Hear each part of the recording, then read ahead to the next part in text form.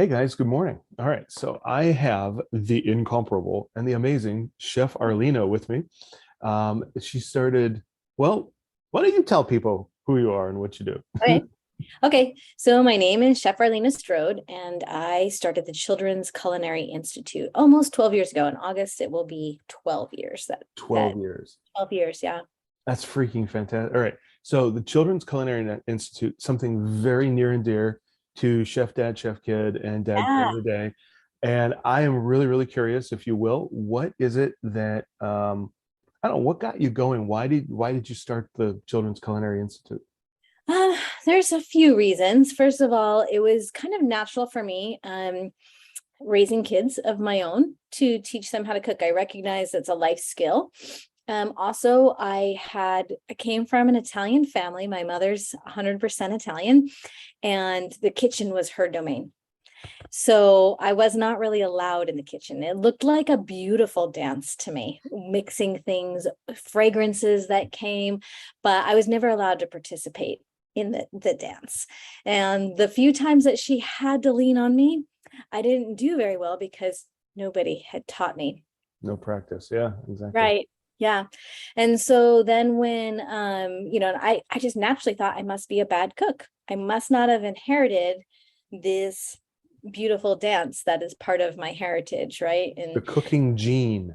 right, which all Italians are supposed to have. And and I just thought that I was a bad cook. And once I got married and I started cooking, I was like, well, I need to be a good cook. I have to eat.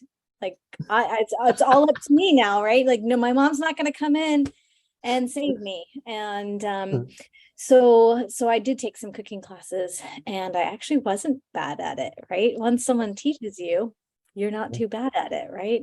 Yeah, And the life and so skill. yeah, it is a life skill. I always say that to my daughters, it's not a wife skill, it's a life skill. Exactly. Yeah. And so once I did have kids, I had three girls and one boy. Nice. And I said, look, if you guys ask me to make a meal because it's your favorite, you should know how to make it. And Ah, yeah.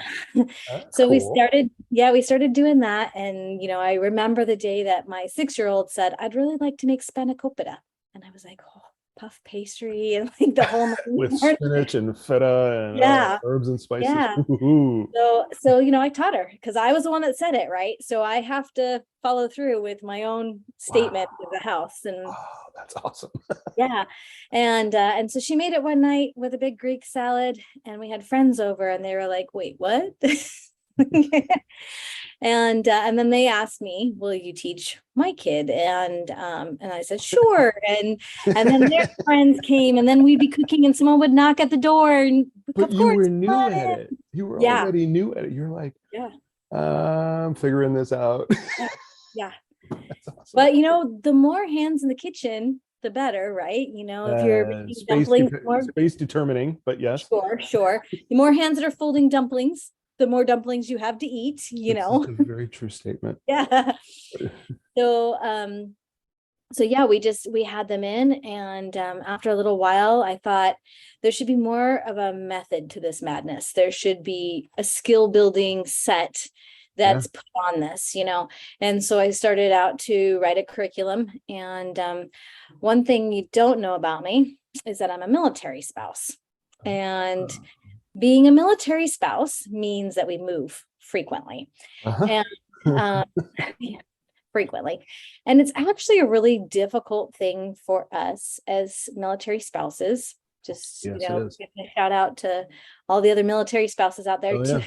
have a career of our own. Our career is very much based on our spouse's career. Yes, it is.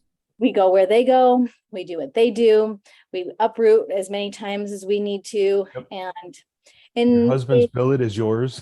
right, Your husband's right. hardship duty is yours. Right. I Oh go yeah. places and I say, hey, I need to sign out this. And they say, you're not the sponsor. So I can't really do a lot of things, even within the military community, without Oh, him. So I know.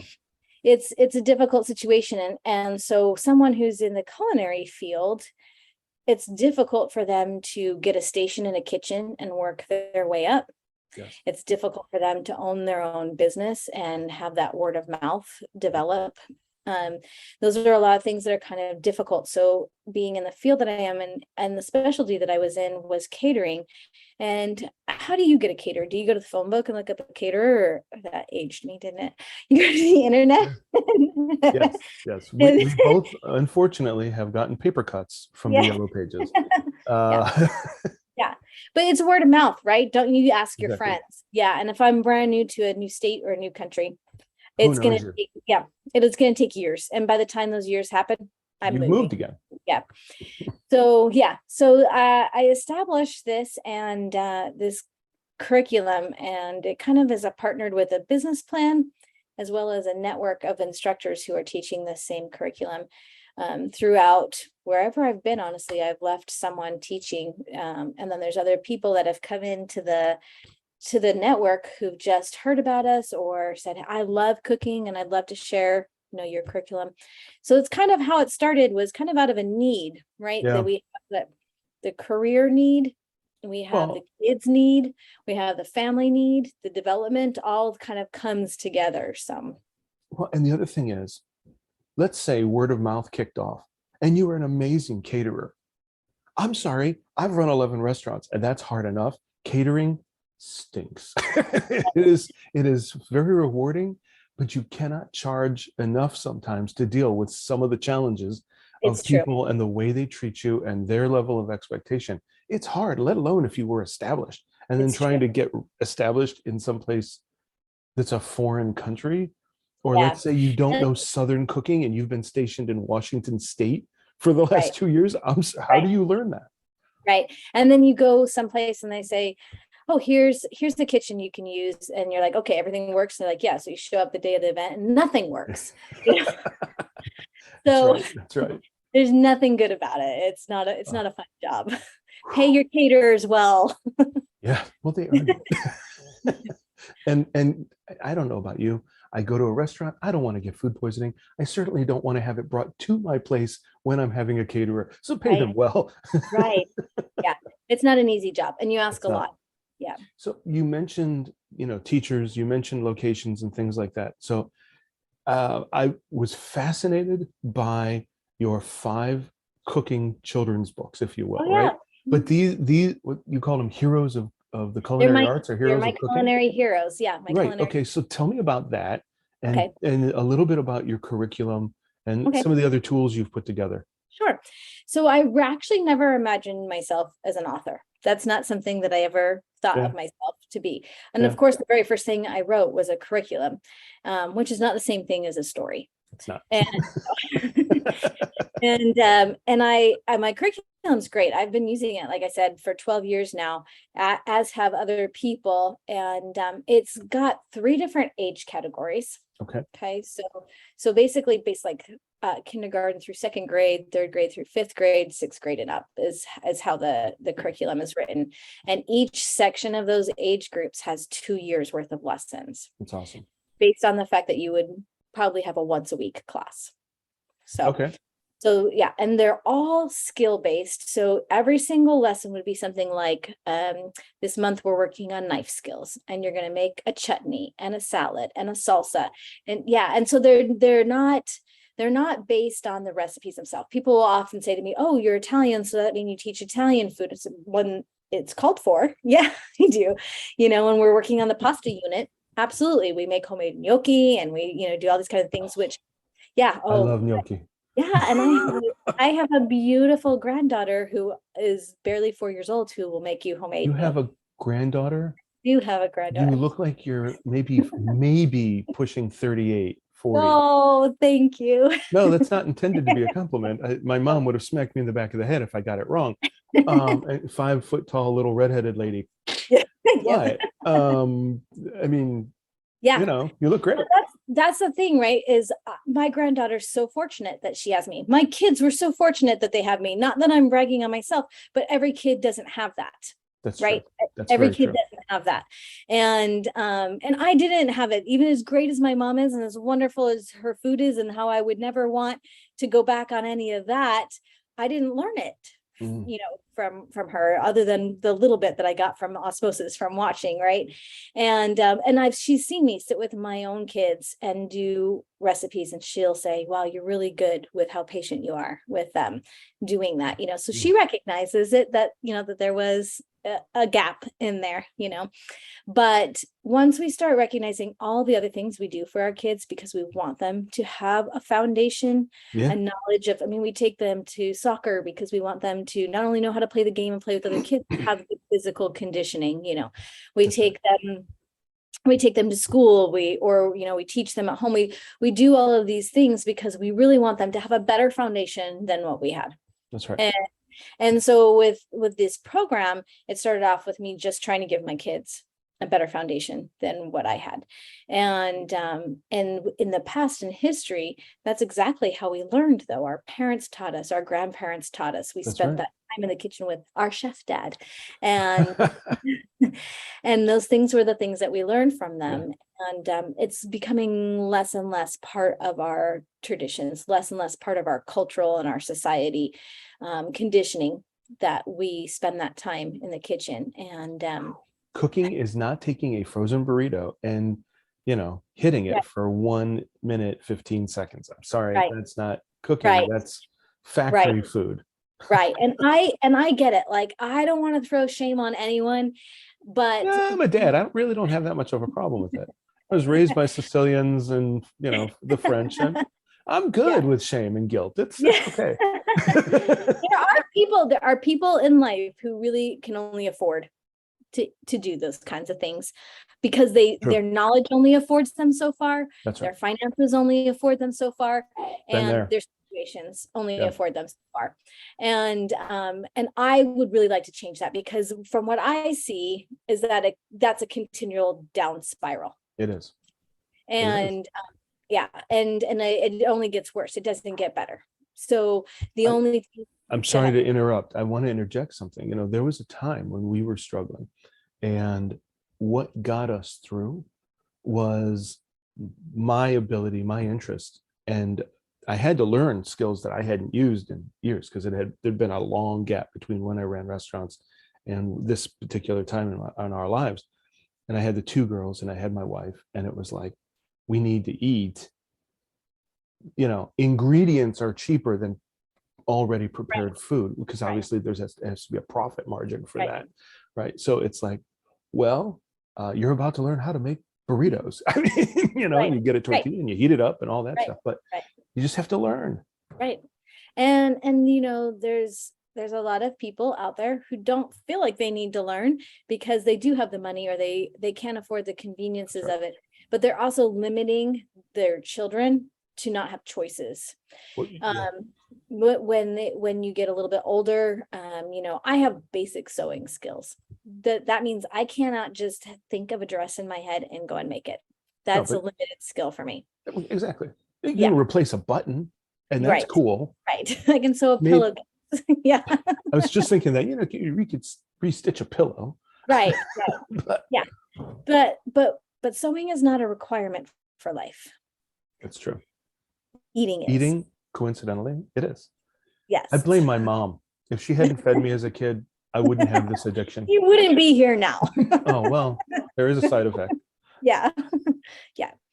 So yeah, so at any rate, my hope was to take this curriculum and to teach it to kids, and that's exactly what I did. And I'm zooming back around to your question again. Sorry for It's okay. getting We're having fun. It's okay.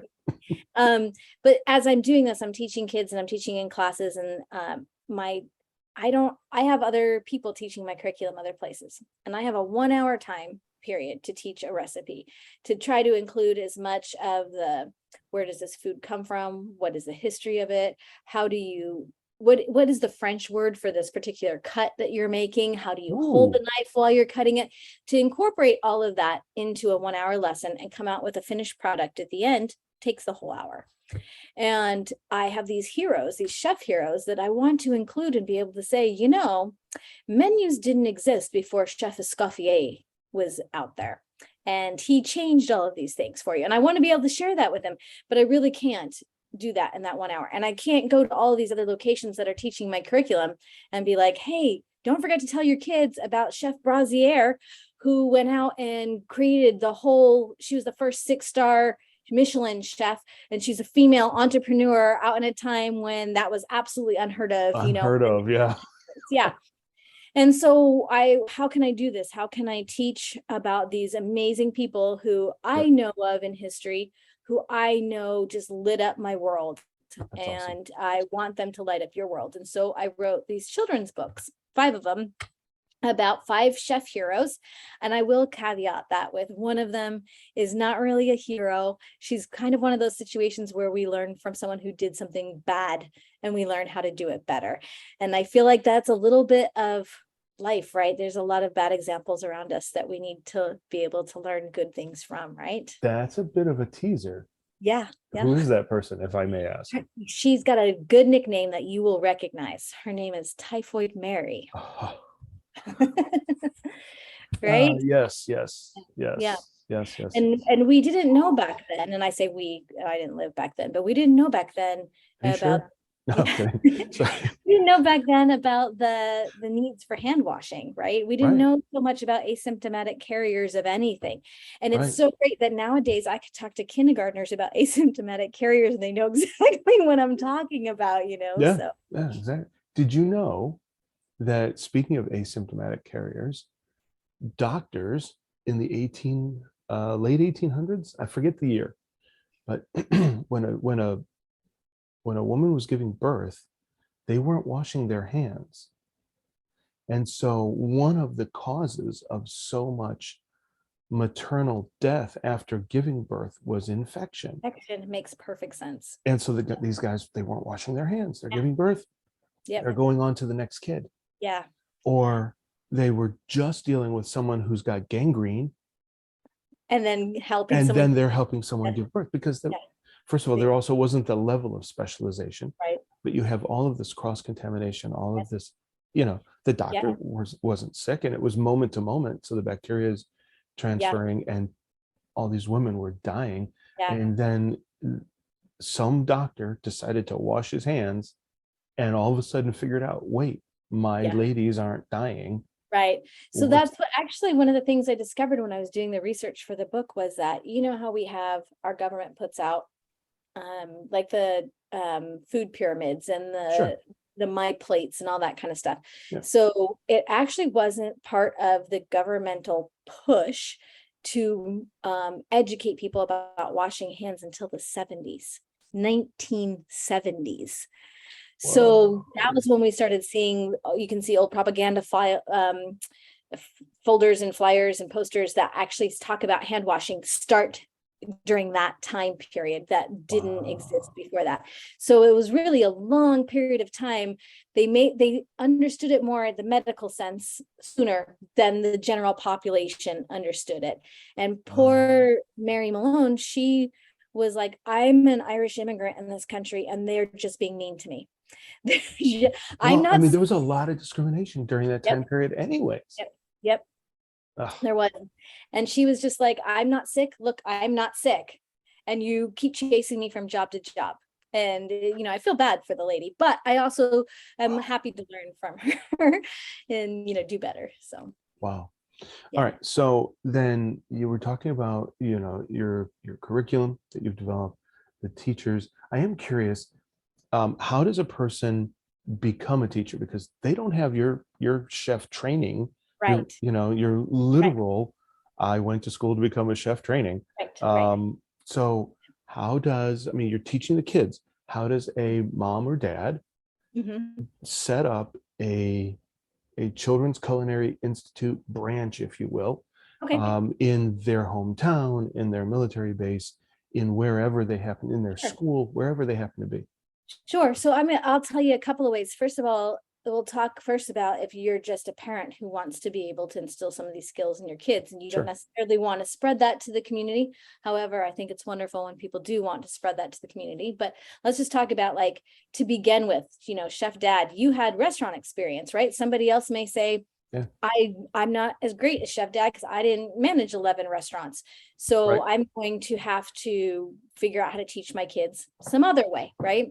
Exactly. So you can go to my websites. If you go to childrensculinaryinstitute.com and you hit the pop-up kitchen, there's lessons you can print out and you can just do them with your kids at home. I have video links that match my highlights in my Instagram. So if you want to watch the videos that go along with the lessons, you can do that. You can teach it at home. That's awesome. Totally easy. I do once a month, I do a printout lesson on my social media. So if you follow Children's Culinary Institute on Facebook, or if you follow it on Instagram, once a month, there's a printout lesson that you could just print out and work out at home. Nice. That's the way that I'm hoping to be able to reach more families. Now, when it comes to my curriculum, if you want to teach my curriculum to someone other than your own children, I want to be sure that you know what you're doing, right? You're carrying my name, you're carrying my curriculum. I want to be sure that you know what you're doing. That's so right. that you can be just an avid home chef. You already have all the equipment at home you need. You have tables, you have everything you need at home already to be able to teach this. You just need the curriculum and probably some training. And I offer training for free. If you're willing to do this and help me progress my mission, what I feel like is a kind of part of my mission in life, I'm willing to train you to do it so that you do it well. Those people who come in and say, I want to teach Children's Culinary Institute, they have access to free training. And of course, we always recommend things like CPR and stuff like that. That's not part of my training, but is available out there. And then on top of it, we have a CCI, which is our little abbreviation or little acronym for Children's Culinary Institute. We have a network of instructors who help one another. So one may get onto the network blog and say, hey, I have a little bit of a problem with this particular aspect of this recipe. Has anyone ever had this problem? How did you teach it? And then they share with each other on there. So any aspects that you have a struggle with or whatever, always can go to the network blog and as well. So yeah, so it's one of the things that I hope to do is have these little Children's Culinary Institute pods all over the world, and all of us networking together, and those communities going from families supporting themselves by teaching and earning an income, or by teaching their own children. And Nice. how great is it to have a job or a career where you can have your kids standing right next to you while you're teaching all the other kids in the community, right? Forget those daycare bills or, whatever, they're right there with you. So the family building family, and then family building community, right? And then those communities building other communities. And it's not just about cooking. I mean, cooking is great. It's an art form, it's science, it's math, but it also is developing skills of social independence. That is very true. Well, when we have only a couple minutes left. Okay. For social independence, we have a lot of things going on in the world that are very challenging. Socially, you've got kids that are on games, they're on their iPad, they're on their phone, and they are not interacting the way you and I grew up interacting. That's huge. So, and then there's a lot of disconnect, if you will, between parents from our generation and later generations of parents, where they're not necessarily in the kitchen showing. My grandmother helped to teach me a little bit about cooking when I was growing up, but very little, because it was the woman's job back then, right? So grandma was the one who was baking the blueberry pie. Which is crazy because the culinary field is flooded with men. Flooded. Well, yes, I know. Well, because guys like to eat, and they kind of figured out, wait, there's a key here. Yeah. Knife skills and not taking off my pinky help, Yeah. So, but I just wanted to prop up one thing. So about what you had said with respect to kids, like being able to cook with parents and simplicity of it. Just because I have a restaurant background does not mean I am anywhere near as skilled as you. And so when my girls and I wrote our dad quote of the day, "For the love of coffee and other food," this was actually the second book. The first book was just about dad jokes and snippets of conversations with the girls and I. So it was just for fun. The second book, because of the lockdowns, it was like, well, what do? We need to eat. Dad's home. He's no longer traveling. So that means that, my income was changed because I'm not out doing workshops and, teaching and, different types of seminars or whatever. So what do? And my girls and I said, well, let's do some cooking. And I had already been working on them, and they came up with recipes, and we had 44 recipes in this book, but they're like dad friendly, kid Yeah. friendly recipes. That's how Yeah. we project them. You have, I'm sure you have one or two in the couple minutes left, one or two really cool success stories. I'd love to hear about maybe a mom or dad who really didn't know how to cook, who learned, or some kids that all of a sudden were just taking off with it. Yeah. What do you have that you could Yeah. share? So I want to point out how amazing it is that you guys took a situation like lockdowns, which could have been really pressing, right? Yeah. And you guys turned it into a great memory builder. And that's kind of one of the things that I really think about cooking together as a family in the kitchen is it's a big memory builder. I It believe is. those things, scents are connected to our memories, tastes are connected to our memories. So all of those things, we're building all those things together. Yeah. I would say that a couple of my best success stories, like, the majority of the kids that take my cooking classes at my location or somebody else's location are not going to grow up to be chefs. No. However, I do have one who went to culinary school, is currently finishing up and did an internship at the White House. So yeah. So that was really fun for me to be bragging on her, all the, Wow. yeah. Yeah, it was really cool. But I would say that probably my biggest successes are probably my small successes. All Whether right. it's someone who's been teetering on the idea of joining with teaching our Culinary Institute classes, Mhm. and then doing it and then writing me back saying, I don't know why I waited so much. I love this so much. That's awesome. Or yeah, or it's, the preschool moms who come to me and say, I couldn't get him to try new food. And since he's been taking your classes, he'll try everything. And it doesn't mean, she didn't say he Huge. loves everything. He tries But he'll everything. try everything. Right. It's And huge. think about how that changes for everything in his life, Yeah. right? Yeah. Not just the food he eats, but everything. And so that happens to me on a very regular basis. I get little snippets of people saying, thank you so much for coming to this community and for taking the time to teach our kids. And you've opened the world of culinary arts to my kids, or the world of food, or you've given my kid who really wasn't a sportsy kid Yeah. an outlet and gave them something that they could do, something that they could achieve. And I think those little tiny things are really what keeps me going and really makes me happy. Wow. Yeah, That is fantastic. Well, it is. it's life altering. I'm sorry, It but carrots taste how they taste. is. Radishes taste how they taste, Right. right? They're not factories. They came out of the earth. They came Right. out of the soil, right? Right. And when you take that and you get some really cool chard and some Right. bib lettuce Right. and some spinach, and you trim it all up and you throw a balsamic vinaigrette on it, it's a salad. Right. It's not the And salad you went and grabbed out of the grocery store. Right. You made it. And when you do that and the kids are like, I'm not so sure about this, and then they taste it and they're like, oh, you're just like, see. And not only that, but by doing that, I've built a trust. Yes.